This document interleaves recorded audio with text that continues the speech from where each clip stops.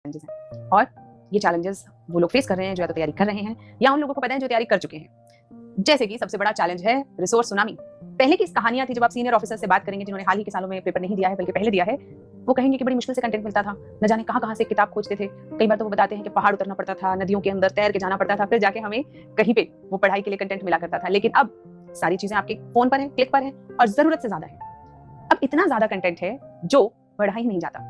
जैसे कि आप में से बहुत सारे बच्चे जो तैयारी कर रहे होंगे, दिल पे हाथ रख के सच सच बताइए कि आपने जितना कंटेंट डाउनलोड करा है या खरीदा है, क्या आपने पढ़ा है? क्योंकि अक्सर आप देखेंगे कि हम लोग अपने गिल्ट को हटाने के लिए, क्योंकि हम पढ़ नहीं पा रहे हैं, तो उस गिल्ट को हटाने के लिए हम नए कंटेंट खरीदते रहते हैं, नए कंटेंट डाउनलोड करते रहते हैं। और कई बार 100 200 पीडीएफ हमारे पास हमारे फोन टैबलेट्स में पड़ी होती है, लैपटॉप्स में पड़ी होती है, लेकिन पढ़ी उनमें से एक भी नहीं होती। कोई एक भी पीडीएफ ऐसी नहीं होती जिसे एंड टू एंड हमने पढ़ा हो और याद किया हो।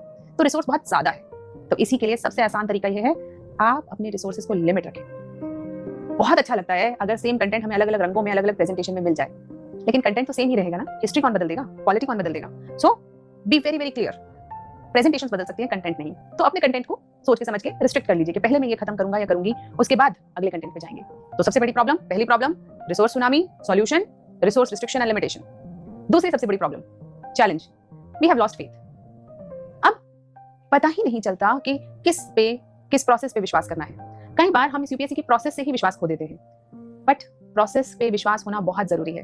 जैसे कि अक्सर आपने एक ये प्रोपेगेंडा सुना होगा कि इतना कंपटीशन है, कोई पास ही नहीं होता। अगर ऐसा होता तो हर साल लगभग 1000 बच्चा तो सिलेक्ट होता ही है, और जो सिविल सर्विसेज की तैयारी कर रहा होता है उसमें से भी बहुत सारा बच्चा CAPF, CDS, banking PO, RBI, अलग अलग एग्जाम्स को देके, पीसीएस, इतना बड़ा एग्जाम का जो प्लेटफॉर्म है उन पे एग्जाम्स देके पास होता है। तो ऐसा नहीं है कि पास नहीं होते लोग। जो मेहनत करते हैं, सही दिशा में रहते हैं, वो पास करते हैं। देन दुनिया में हर चीज के लिए हमें विश्वास की जरूरत होती है। हर चीज के लिए हमें ये बात समझनी पड़ेगी। विश्वास है, इसीलिए आप रोज रात को ये सोच के सोते हो कि कल हम उठेंगे, और अपने दिन को प्लान करते हो। तो यानी कि हमें अपने जीवन को जीने के लिए, किसी भी चीज को एंजॉय करने के लिए विश्वास बहुत जरूरी है। तो अगर आपको अपनी यूपीएससी की जर्नी को एंजॉय करना है, उसे पास करना है, विश्वास बहुत जरूरी है इस पूरी प्रोसेस पर। Third, over guidance, under work.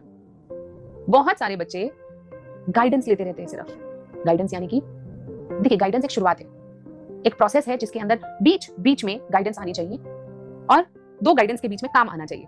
काम मतलब द रियल हार्ड वर्क, यानी कि आपको किसी टीचर ने, मेंटोर ने बताया बेटा आप ये कर लीजिए, तो उसके बाद आपने विश्वास किया और वो काम किया। उन्होंने कहा ये 10 पन्ने पढ़ लो, इसे याद कर लो, तो आपने वो 10 पन्ने याद करे।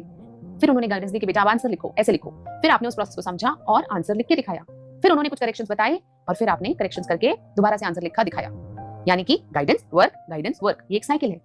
लेकिन कई बार बहुत सारे बच्चे सिर्फ ओवर गाइडेंस करते रहते हैं, यानी कि काम नहीं करते, पढ़ाई नहीं करते, रिवाइज नहीं करते, याद नहीं करते, आंसर नहीं लिखते, लेकिन बस यूट्यूब पे वीडियोस बैठ के देखते रहते हैं कि अच्छा आंसर कैसे लिखा जाना चाहिए, अच्छा पेपर 1 पढ़ने का तरीका ये है, पेपर 2 पढ़ने का तरीका ये है। तरीके उन्हें पूरे पता है। यानी कि अगर आप उन्हीं को बिठा दें ये वीडियो बनाने के लिए, तो हो सकता है बेहतर बना दे, क्योंकि मैकेनिज्म पूरा पता है लेकिन करा नहीं है। करना बहुत जरूरी है। गाइडेंस एक स्टार्टिंग पॉइंट है, एक फैक्टर है, लेकिन उसके बाद जो चीज आपको सक्सेसफुल बनाती है वो ये नहीं कि आपने ड्राइविंग में कितने मैनुअल पढ़ लिए, बल्कि जब आप ड्राइव करते हैं, यानी कि जब आप वो काम करते हैं, तो देखिए, जानिए, लेकिन उसके बाद काम भी करिए। क्योंकि कई बार हमें सिर्फ बातें करने में मजा आने लगता है, कई बार हमें सिर्फ सुनने में मजा आने लगता है, तो हमारा रियल अचीवमेंट थोड़ा सा दूर हो जाता है। So beware of over guidance and start working. We have to work.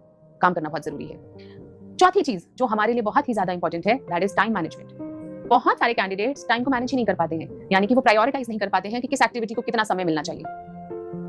कभी किसी चीज के ऊपर बहुत समय लगा देते हैं, चाहे वो इतना इंपॉर्टेंट हो या ना हो, चाहे वो टॉपिक से क्वेश्चंस आए या ना आए। कई बार उस टॉपिक को बिल्कुल छूते ही नहीं या बिल्कुल शैलो तरीके से निकल जाते हैं जिस पे क्वेश्चंस आते हैं। सो time management and prioritisation very important. Fifth very important thing, that is a challenge that most candidates approach this exam with emotions. Emotions मतलब वो एक इमोशनल अंडरस्टैंडिंग से इस एग्जाम को अप्रोच करने लगते हैं। वो इस तरीके से एग्जाम को सोचने लगते हैं कि मेरे को इसी बार में निकालना है, अगर मैंने नहीं निकाला तो ये हो जाएगा, मेरे पेरेंट्स मुझे अगला चांस नहीं देंगे, उन्होंने इतनी तकलीफों से मुझे यहाँ पे भेजा है। लेकिन ये सारी बातें सही हैं, सोचना भी चाहिए एक अच्छे जिम्मेदार बच्चे होने के कारण, लेकिन ये सब सोचने से आपका एग्जाम नहीं निकलता। तो इनको सोचना है, उसके बाद रुक जाना है, फिर हमें एग्जाम की प्रोसेस में घुसना है, वहां पे काम करना है। Objectivity and clarity are very important. अक्सर क्या होता है कि इमोशंस, ओवर थिंकिंग, ब्रेकडाउन्स और ये सारी चीजें जो हमारे साथ होती हैं, उसके साइकिल में बच्चे ऐसे फंस जाते हैं कि जो रियल एग्जाम के लिए काम करना है, जो ऑब्जेक्टिविटी क्लैरिटी चाहिए, वो मिस हो जाती है। Very important thing, don't miss the objectivity and clarity.